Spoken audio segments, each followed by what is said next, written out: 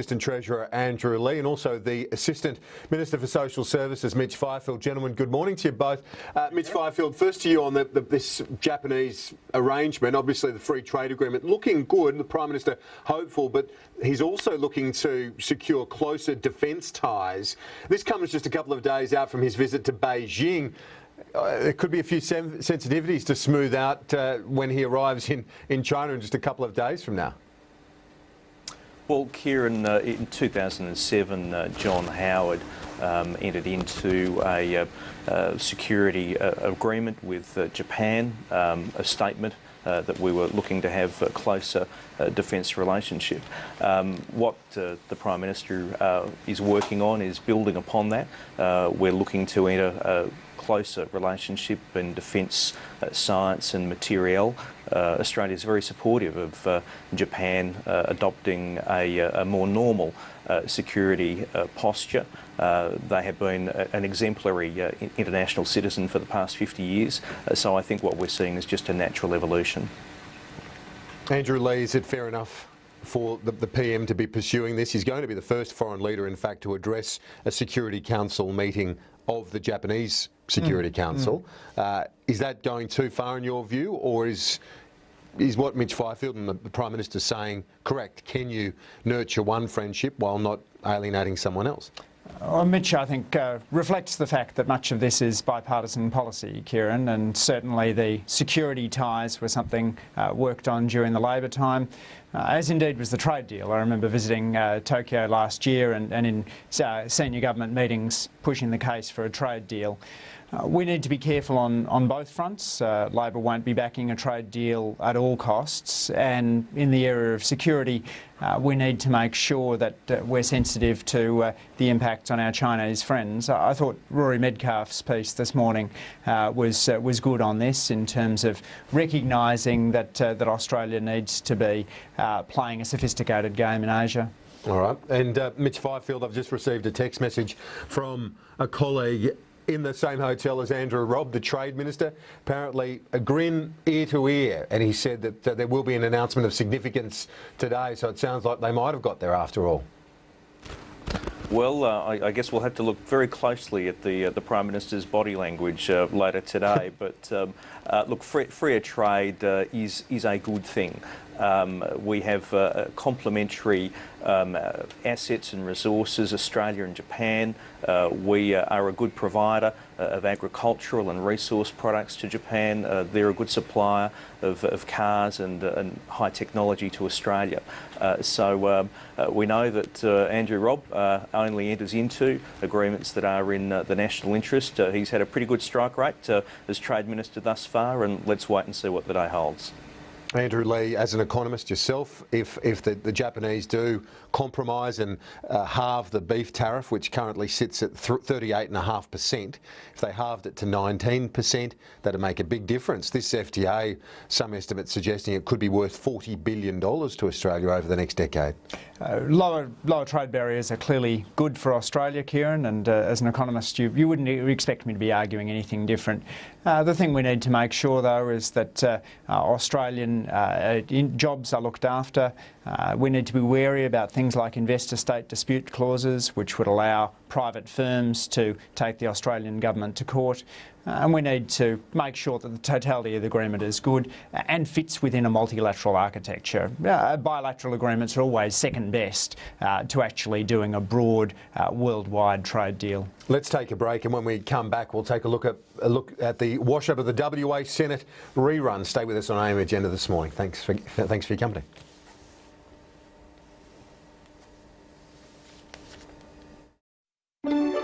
Looking for a financial services company that's not owned by a bank? IOOF, proudly independent for over 150 years. To find out more, speak with your financial advisor today. Every day, thousands of people are choosing Advil. Here's another story. My name is Blaine, and I'm a bike courier. My job is physically demanding. If I'm sore or suffering from inflammation, it makes for a really tough day. So I use Advil. The advanced technology of Advil liquid capsules are clinically proven to be absorbed at double the speed of regular Nurofen tablets. I've tried others, but Advil works best for me. Switch to Advil. Fast relief for today's tough pain. I thought you might like some of my organic veggies. I didn't know you had a professional gardener. You've kept that secret very well. Oh no, the real secret is Searles. Their 5-in-1 plant food is fully organic. My herbs and vegetables love it. I think I'm going to get him to fertilise my garden. Oh, you remember Michael, my nephew? So the secret is Searles? Mm-hmm. The secret is Searles. Up to 1 in 3 of us aren't getting enough vitamin D from the sun. Caltrate Vitamin D helps maintain your bone and muscle strength and is formulated with the same vitamin D you naturally get from the sun. Stay active with Caltrate Vitamin D. You probably think, what do you need income protection for? You're not going to slip over and end up in traction. But over 60% of Australians will be off work for more than a month with a serious illness or injury. So look after your loved ones with Income Protection Plus from Insurance Line. Income Protection Plus gives you more cover, paying you up to 85% of your income up to $10,000 a month to help you cover the bills while you're sick or injured. So call 13 35 85 or search Great Aussies now. Everyday cleansers can leave your skin dry and irritated by stripping moisture. Cetaphil is different. Its gentle, soap-free formula softens, cleanses and moisturises without irritating sensitive skin.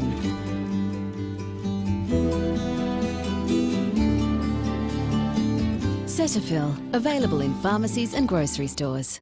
There's a big issue over this question of wind power. Wind power. No, not the sort of wind you're talking about. Hot air is what you're talking about. That's something you can produce at will. Very uncharitable, my guest. Your guest? This is this nonsense. Nonsense about it becoming Jones and Richard July after 1 July. will be Jones and will Richard. not happen. Buckley's. That is the answer to that. A divorce is looming. A divorce? There was never a wedding. God help me. You think I'm going that badly, do you? Really? No, thank you. Next week on Richo. And Jones. The right way. This is AIM Agenda. Thanks for your company. With me this morning, Andrew Leigh and Senator Mitch Fifield. Senator Fifield, the WA Senate rerun, really not a great result for either of the major parties. In fact, when you combine the primary votes of the two big parties, it's under 60% of the overall vote there in the West. Is this a longer-term trend that we're seeing here, that people are being attracted to the minor parties more and more? Weekend was a by-election and the result for the government was pretty typical of by-election results. In fact, it was a little better than the average. We've still got a lot of pre-poll and postal votes to count, so we'll see what the final result is. But look, I think we've got to recognise that the coalition received the largest vote of any party at the election. That in Western Australia we have 12 of the 15 seats. There is no doubt that there is a message from Western Australia that they want the carbon tax gone and they want the mining tax gone. Labor can take no comfort from this particular result. They had a swing against them. This is the second by-election since the general election in which the opposition have actually had a swing against them. This is unprecedented. Well, the swing against Labor was, of course, smaller than the swing against the Liberal Party in Western Australia, Kieran. But as Senator Fifield says, normally in by-elections, oppositions get swings to them, not away from them. Something's going pretty wrong here, isn't it? But this isn't any ordinary by-election. I mean, this is unprecedented, and one of the challenges we always knew we were going to face was that low voter turnout. I'm still pretty confident that we'll get Louise Pratt over the line. She's a good friend and a great senator, and I think the below-the-line votes will favour Louise. Keeping my fingers crossed there. Well, in terms of her counterpart, the person on number one on the Senate ticket didn't help her cause too much, did he? By bagging her basically a few months ago. As I understand it, Joe Bullock's apologised for those comments. They certainly weren't helpful. You're right about that. No, and let's go to Senator Fifield again on this Senate rerun, because if you look at the Palmer Party, it shows money works, doesn't it? Advertising, you might bag him as much as you like for spending so much money, but the advertising obviously worked. I think everyone who works in full-time politics knows that name ID for candidates and also name ID for political parties is important, and there's a pretty high correlation between that and the propensity of people to vote for you. It looks like Mr Palmer spent more than the combined ALP and coalition advertising budget. So obviously, if you've got the capacity to raise a profile, that puts you in a better position to get votes. But Kieran, look, from where we stand, we're going to be treating the new Senate with respect. We will work with the new Senate, but in return, we expect that the new Senate will respect the mandate that the coalition received at the September election. And in as we know, hindsight, do you think that it was smart for the Prime Minister to criticise Clive Palmer, saying he was buying seats? Now you've got to work with him and very closely to get your agenda through.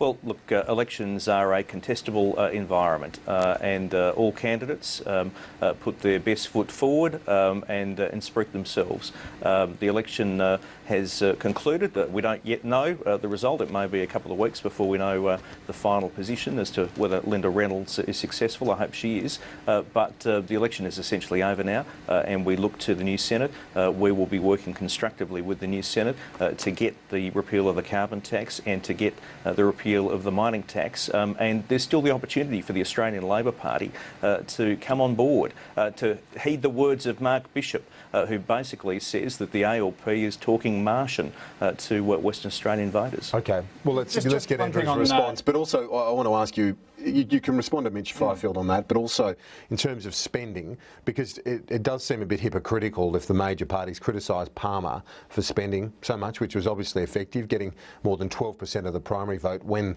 Labor and the Liberal Party for years have spent a lot of money in election campaigns. And the great irony of this, of course, Kieran, is that Tony Abbott was quite happy to take Clive Palmer's millions in order when it was the Liberal National Party spending that money in Queensland. It's only now that Mr Palmer is spending the money on himself that suddenly Mr Abbott is concerned about the corrosive effects of money on politics. You know, it's an issue that Australia will face with rising inequality. You see this in the US with the Koch brothers increasingly having a very highly influential role in the US Republican Party. And finally, on the Labor reforms, obviously something needs to be done. Senator Fifield mentioned Mark Bishop, but the opposition leader was going to give a speech today. He can't for family reasons, but he's saying that you shouldn't have to be a member of the union to be a member of the ALP, and also wanting to extend the leadership reforms in terms of electing leaders that we've seen federally to the state level. Your thoughts? Does that go far enough? Well, the big story of Australian democracy has been progressives wanting to expand the franchise against conservative opposition. And I think we have to do that in our own party too, Kieran. We were a party that used to command 1 in 100 Australian adults. Now we get around 1 in 300. And that collapse is common across the main parties. We've led the other parties in allowing our members to pre-select the leader. I think opening up the party to small business people will be important too. And perhaps we ought to think about things like, for example, using grassroots using party member pre-selections where the membership is strong, but when the membership falls below a certain threshold, perhaps looking to community primaries. Okay. All of those things ought to be on the table. Andrew Lee, Mitch Fifield, thank you, gentlemen. We're out of time. Thanks, Kieran. Thanks, Mitch. More on the